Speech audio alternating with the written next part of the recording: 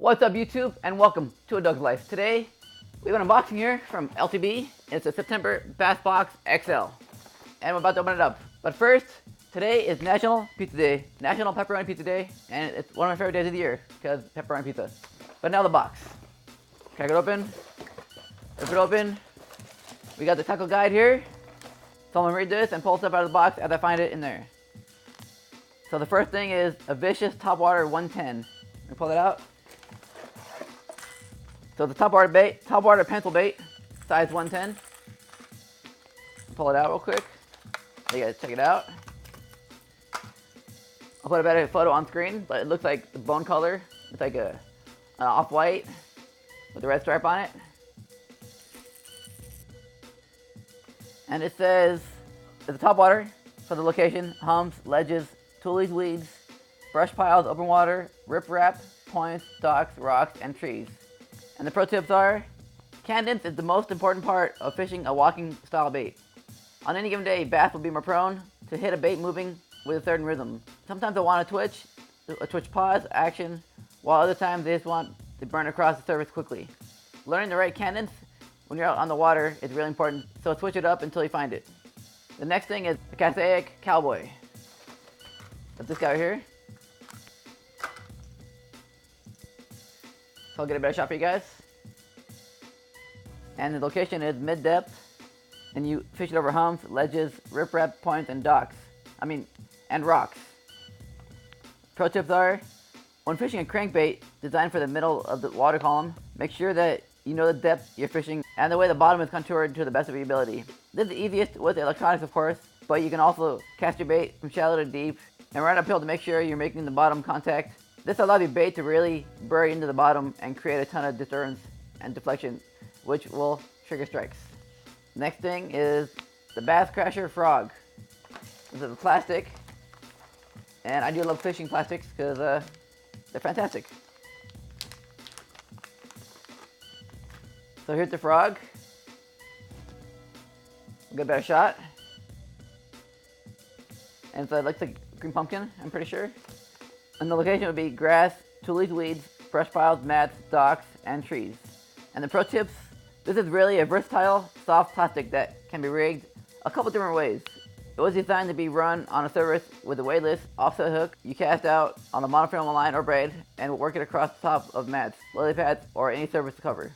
The other option is to use the bait like you would a plastic crawl or jig trailer. Run it with a flipping hook on a Texas rig or pair it with your favorite football or flipping jig. And I have a spot I want to try it on. I know a spot that's got like a lot of gunk in the water, so I'll take it there tomorrow and try to fish this first across the water and try to make some commotion on top, see if I can trigger some topwater strikes. Next up is the Smart Baits Gobby. This thing looks pretty interesting. It's another plastic bait, soft plastic, 4 inches. So it's kind of like a worm with, arms and a tail. And the location is bottom depth. And you fish it over grass, humps, ledges, tules, weeds, brush piles, open water, riprap, points, mats, docks, rocks, trees. So everywhere. And the pro tips are, this is surely a neat plastic that has a ton of different rigging options. Try working this on a 1/4, 1/2 ounce jig head that can be bounced along the bottom or on a swim bait head. Slowly dragged or crawled through the rocks or riprap. It can also be used as flipping or pitching bait. Texas rigged and fished weedless in all kinds of cover or around docks and other man-made structures. And this bait also changes colors. So it goes from blood red to blue, to chartreuse, and pearl.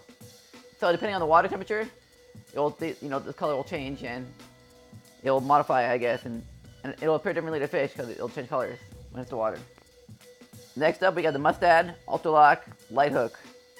And it's a worm hook, size 2, and we get 4 of them.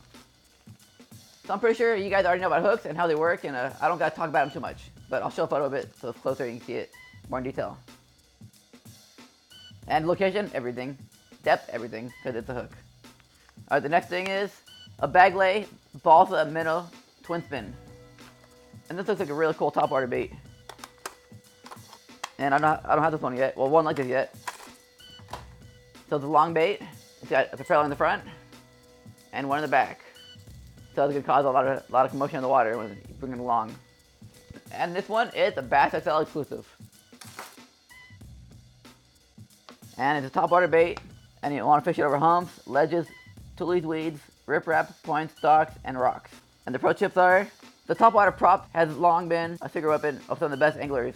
Knowing when and where to use it is really important. Since it doesn't create a tremendous amount of surface disturbance, the Balsa Twin Spin is an excellent bait to throw in early morning and evening calm conditions, particularly near schooling baitfish when the water is really clear. It also gives a really good alternative to more popular baits like the popper.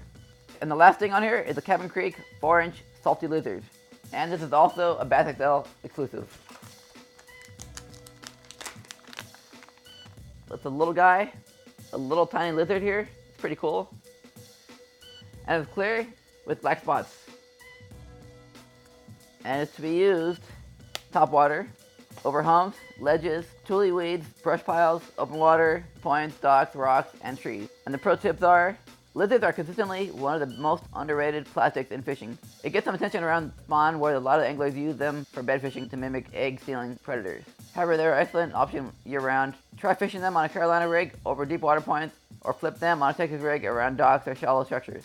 And what I like about these lizards are, where's it at? It's got a lot of movement. So it's in the water and the legs are moving. It's got, 4 legs, or arms you want to call them, I don't know. And its tail wiggles. So it will get a lot of movement in there, and it'll make the fish really curious about it because of all the movement. And that's everything in the box. I'm gonna go edit the video now and then fish tomorrow and try this stuff and make another video for you guys very soon. So if you liked the video and want some more, hit the like button down below, give it a thumbs up. Also, thanks for watching. Leave a comment down below. Let me know what you want to see next. You want to see a challenge or anything else? Let me know. Thanks, guys. Peace.